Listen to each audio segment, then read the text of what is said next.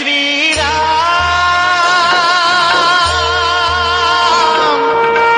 जय श्री राम। बोलिए सियापति रामचंद्र भगवान की जय। जो कोई मनुष्य ऐसी ईर्ष्या करेगा वह मूर्ख, अहंकारी और अभिमानी होकर कल्प कल्पांतर तक नरक में पड़ेगा।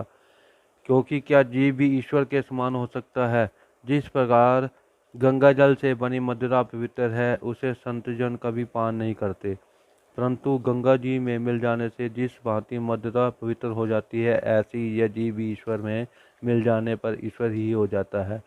ईश्वर और जीव में इतना ही अंतर है। भगवान श्री महादेव जी स्वभावतः समर्थ हैं। इस विवाह के होने से सब प्रकार के कल्याण हैं, किंतु शिव जी दुराध्याय एवं कठिन है। फिर भी कलेश सहने तप करने से शीघ्र ही संतुष्ट हो जाया करते हैं। यदि यह आपकी कुमारी तप करे तो श्री महादेव जी भावी को भी मिटा सकते हैं। यद्यपि जगत में अनेक व्रत विद्यमान हैं, किंतु इसके लिए शिव जी को छोड़कर दूसरा कोई वर नहीं है। वे वर देने वाले, भक्तों के दुख को नाश करने वाले, कृपा के समुद्र और भक्तों के मन को प्रसन्न करने वाले शिव जी की आराधना किए बिना करोड़ों प्रकार के जप और योग भी इच्छित फल नहीं देता। ऐसा कहकर नारद जी ने भगवान श्री हरि का स्मरण करके श्री पार्वती जी को आशीर्वाद दिया और कहा, हे गिरिजाराज, अब आप संशय को त्याग दीजिए।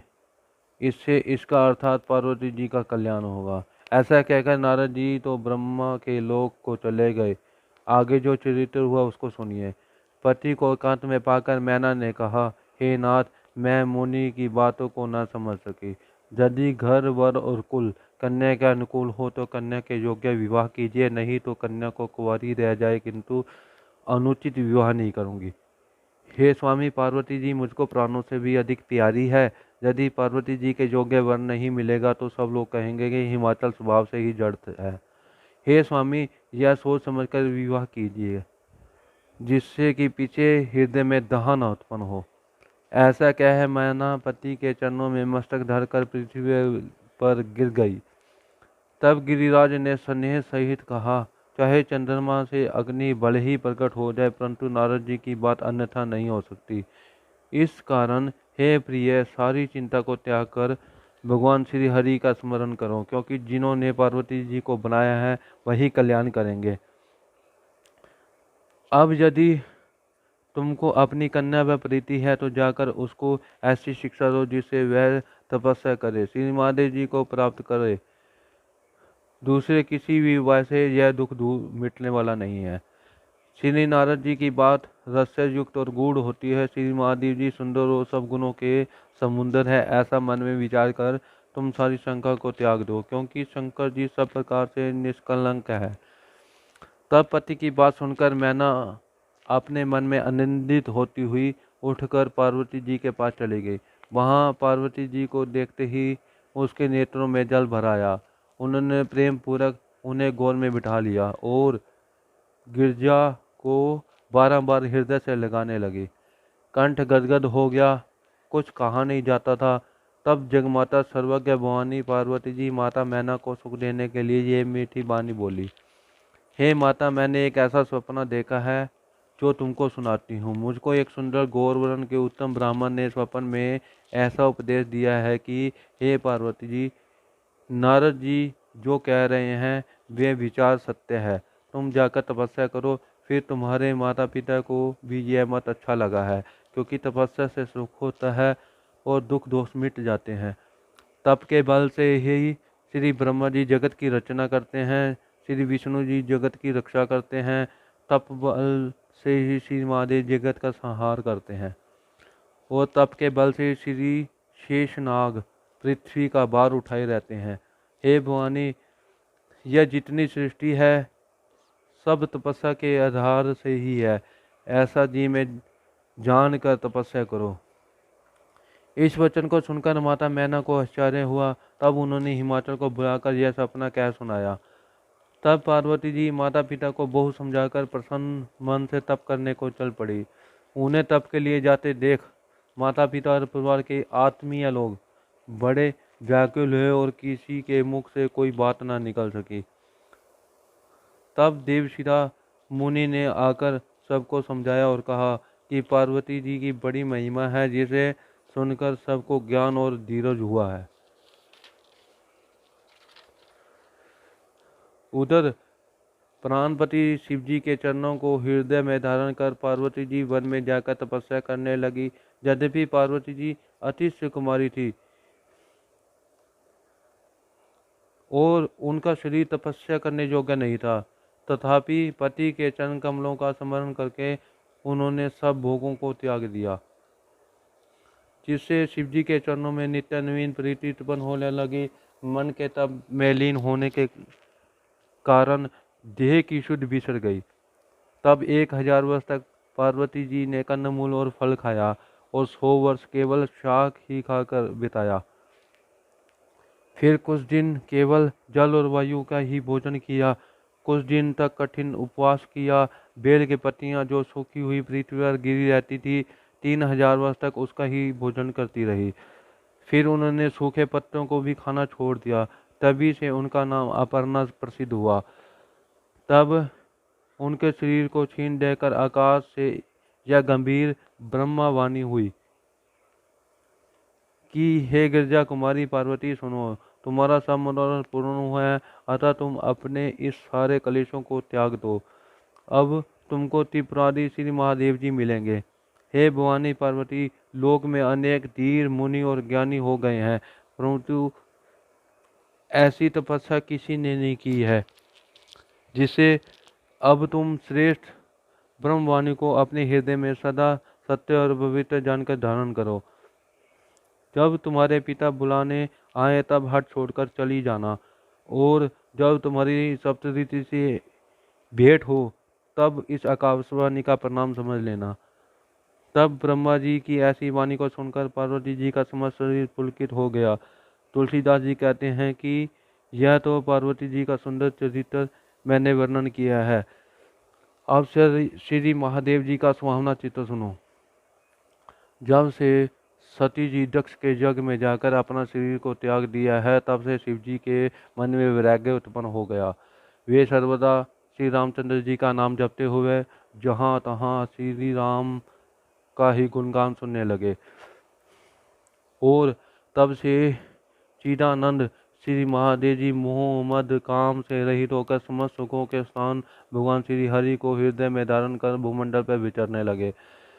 कहीं मुनियों को ज्ञान का उपदेश देते थे और कहीं भगवान श्री रघुनाथ जी के गुणों को बखानते थे।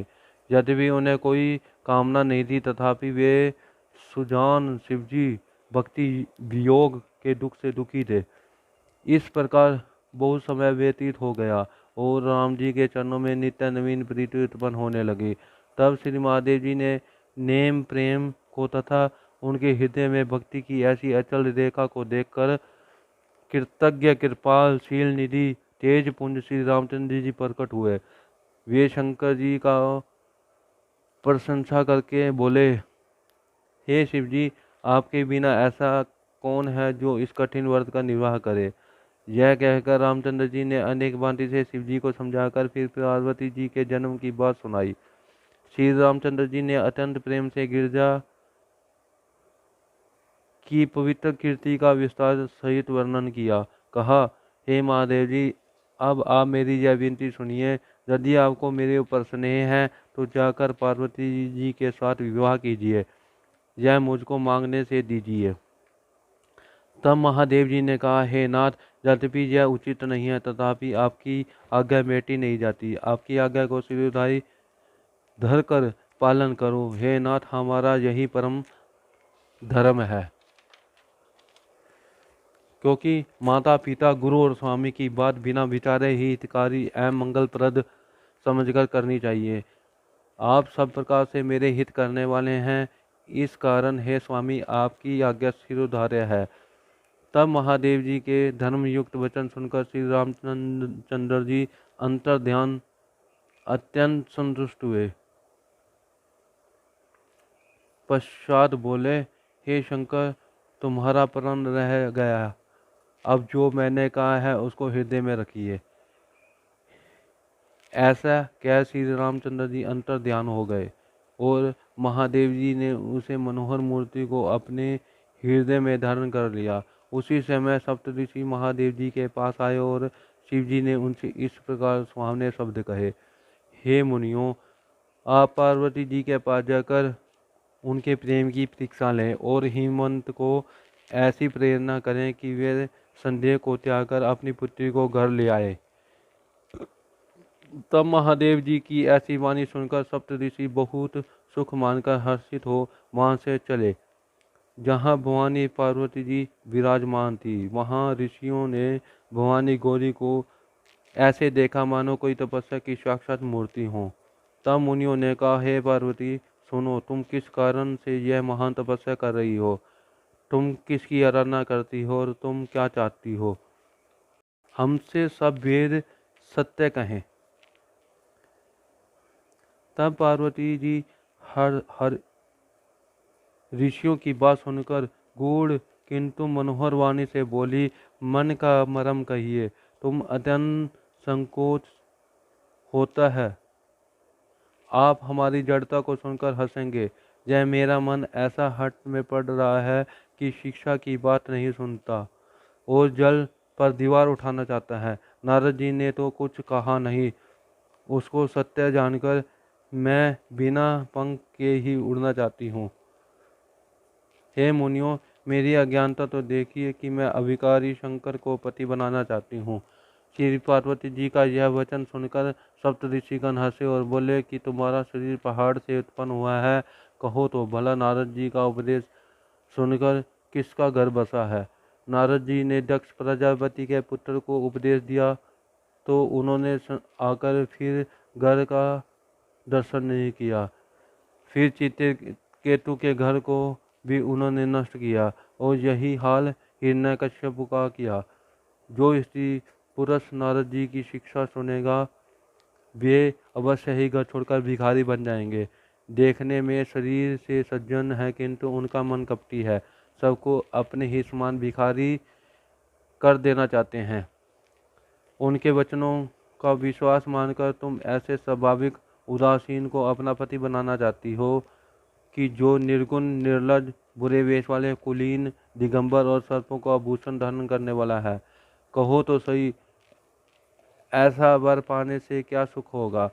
ठग के बहकावे में आकर भले बुली हो। पंच कहते हैं कि शिवजी ने सती को ब्याया था किंतु उस पर कैसा झूठा सच्चा अपवाद लगाकर दक्ष के यज्ञ में भेजकर मरवा दिया। अब सुख पूर्वक सोते हैं, कोई चिंता नहीं है, भोजन के लिए संसार में भीख मांग लेते हैं। तब ऐसे अकेले स्वभाव में रहने वाले के गृह में क्या स्त्री ठहर सकती है? तुम सब भी मेरा कहना मानो, हम तुम्हारे अच्छे वर का विचार किए हैं। वह वर अत्यंत सुंदर, पवित्र, सुख देने वाला और सुशील है, जिसके यश और लीला को वेद गाते हैं। वे दोष रहित समस्त गुणों के समूह श्री लक्ष्मी पति वैकुंठ के में वास करने वाले हैं। ऐसा वर लाकर तुम्हें मिलाएंगे। तब यह बात सुनकर पार्वती जी ने हंसकर कहा, आप सत्य कहते हैं। पार्वती जी ने कहा कि पर्वत से उत्पन्न यह हमारा शरीर भले ही छूट जाए परंतु इसका हट कैसे छूटे? देखिए, सोना पाषाण से उत्पन्न होता है और तपने पर भी अपने स्वभाव को नहीं छोड़ता है। चाहे मेरा घर उजड़ जाए किंतु मैं नारद जी की बात को कभी नहीं छोड़ूंगी, क्योंकि गुरु के वचन में जिसको विश्वास नहीं होता उसको स्वप्न में भी सुख नहीं और सिद्धि सुगम नहीं होती है।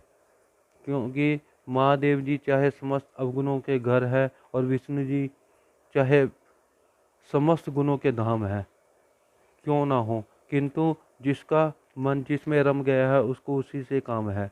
हे मुनियों, यदि तुम मुझे पहले ही मिले होते तो मैं तुम्हारी शिक्षा को सिरोधार्य करती, किंतु अब मैं अपना जन्म मैंने तो शिव जी को हार दिया है। अब फिर वर के गुण दोष का विचार कौन करे? यदि आप लोगों के मन में विशेष हट है और बिना वर रक्षा कराए रहा नहीं जाता है तो आप ऐसे कोतकियों को आलस्य नहीं है। संसार में अनेक वर और कन्याएं हैं परंतु मेरी तो करोड़ों जन्मों के लिए यह रगड़ है कि वरूंगी तो शिवजी को और नहीं तो कुंवारी ही रह जाऊंगी। मैं नारद जी का उपदेश नहीं त्याग सकती, चाहे समय शिवजी ही 100 बार आकर क्यों न कहें। जगमाता ने कहा, हे मुनियों, मैं आपके पाँव में पड़ती हूँ, अब आप लोग अपने घर जाइए, बहुत देर हो गई है।